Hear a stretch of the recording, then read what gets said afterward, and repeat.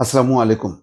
Iran এবং ইসরায়েলের মধ্যে সংঘাত বা যুদ্ধ এমন ভয়ঙ্কর পরিস্থিতিতে মোড় নিয়েছে যে এখন দিনে রাতে কিছুক্ষণ পরপর নানা রকম দুঃসংবাদ আসতে থাকে এবং যা রীতিমতো আতঙ্কজনক। যেমন খবর হচ্ছে ইরানের হাসপাতালে ইসরায়েলি হামলা। এরপরের যে খবর, তেহরানের একটি বড় এলাকার বাসিন্দাদের অবিলম্বে সরে যেতে বলল ইসরায়েলি বাহিনী। তেহরানের পূর্ব এবং পশ্চিমাঞ্চলে ব্যাপক বিস্ফোরণ। তেহরানের আকাশ ইসরায়েলের নিয়ন্ত্রণে দাবি নেতানিয়াহুর।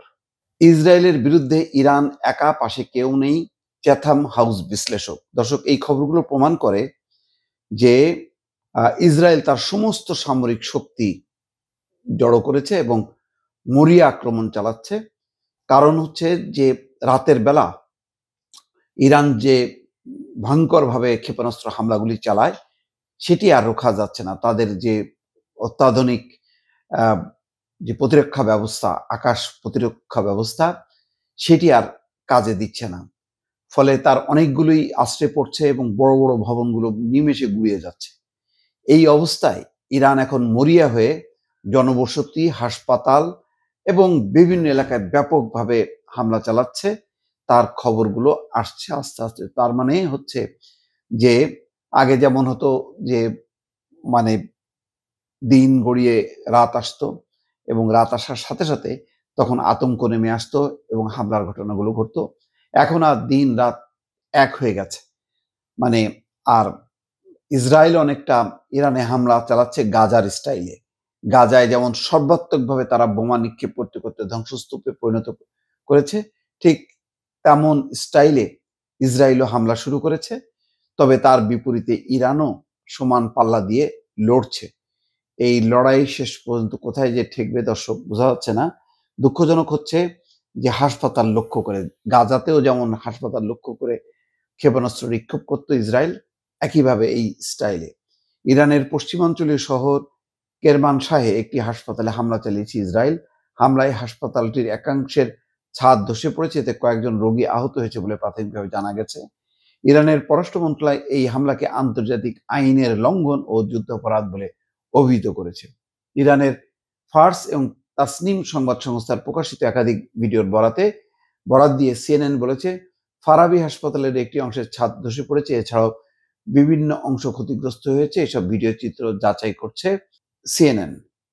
অপর খবরে বলা হচ্ছে, তেহরানের একটি বড় এলাকার বাসিন্দাদের অবিলম্বে সরে যেতে বলল ইসরায়েলি বাহিনী।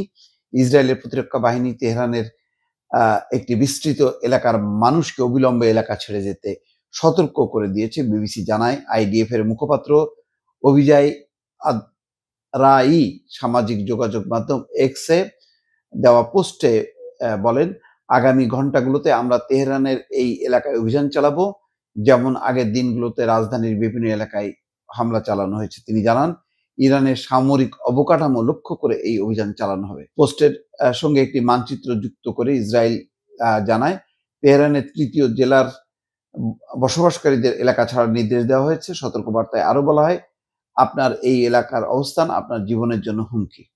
তেহরানের পূর্ব এবং পশ্চিমাঞ্চলে ব্যাপক বিস্ফোরণ। অপর একটি খবর, ইরানের রাজধানী তেহরানের পূর্ব এবং পশ্চিমাঞ্চলে ব্যাপক বিস্ফোরণের শব্দ শোনা গেছে। আল জাজিরা জানায়, ইরানের সংবাদ সংস্থা ফার্স জানিয়েছে, তেহরানের পশ্চিমাঞ্চলে অবস্থিত একটি সামরিক ঘাঁটিতে ইসরায়েল হামলা চালিয়েছে। এছাড়া তেহরানের পূর্বাঞ্চলেও বিস্ফোরণের খবর প্রকাশ করেছে ইরানি গণমাধ্যম। এর আগে ইসরায়েলি সেনাবাহিনী তেহরানের কিছু অংশে হামলার হুমকি দিয়েছিল, এরপরেই বিস্ফোরণের ঘটনা ঘটে। ইরানের আকাশ ইসরায়েলের নিয়ন্ত্রণে। এর আগে তাদের দাবির কথা বলা হয়েছে। ইসরায়েলের বিরুদ্ধে ইরান একা, পাশে কেউ নেই, চ্যাথাম হাউস বিশ্লেষক। ইসরায়েলের সঙ্গে চলমান সংঘাতে ইরান এককভাবে লড়ছে বলে মন্তব্য করেছেন লন্ডন ভিত্তিক চ্যাথাম হাউস থিঙ্ক ট্যাঙ্কের মধ্যপ্রাচ্য বিষয়ক বিশ্লেষক লিনা খতিব। তিনি বলেন, ইরান এখন একাই লড়াই চালিয়ে যাচ্ছে, তাদের পাশে কোনো আঞ্চলিক বা আন্তর্জাতিক মিত্র নেই। আল জাজিরার খবরে বলা হয়, খাতিবের মতে রাশিয়া ইরানকে সামরিকভাবে সাহায্য করবে না। তিনি বলেন, গত বছর ইসরায়েল রাশিয়ার সরবরাহকৃত আকাশ প্রতিরক্ষা ধ্বংস করলেও মস্কো কোনো পদক্ষেপ নেয়নি। এমনকি ইরানের ঘনিষ্ঠ মিত্র সিরিয়ার সাবেক প্রেসিডেন্ট বাশার আল আসাদকে সরানো হলেও রাশিয়া সক্রিয় ছিল না। খতিব আরো জানায়, রাশিয়ার সমর্থন হয়তো কিছু জোরালো বিবৃতি পর্যন্তই সীমিত থাকবে এবং তারা বরং মধ্যস্থতাকারী হিসেবে নিজেদের তুলে ধরতে চাইবে। ইতিমধ্যে পুতিন এবং এরদোয়ান কথা বলেছে এই যুদ্ধের অবসানের জন্য বা যুদ্ধ বিরতির জন্য। পরিস্থিতি খুবই উদ্বেগজনক।